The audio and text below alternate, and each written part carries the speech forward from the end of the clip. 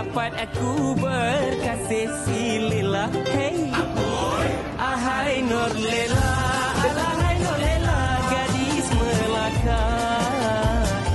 Jalan melenggok, berkebaya nyonya, berbunga-bunga. Kamu buat apa? Kita orang jumpa getah. Banyak.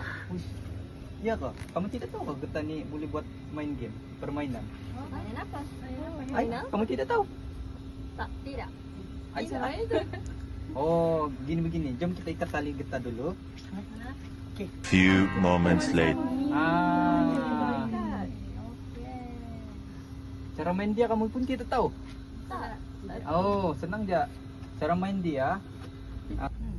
Okey, begini cara main dia. Pertama, lelaki. Huh? Okey, untuk permainan getah ini, permainan ini mudah saja. Pemain akan memegang tali kiri dan kanan. Jadi pemain-pemain yang berikutnya akan melompat tali getah ini mengikut tahap-tahap dia. Tahap yang pertama dia bermula daripada kaki sehingga tahap terakhir ke atas kepala. Jadi pemain yang tidak melimpasi getah ini dikira gagal ataupun kalah. It's time to play the game. It's time to play the game. Ha ha ha.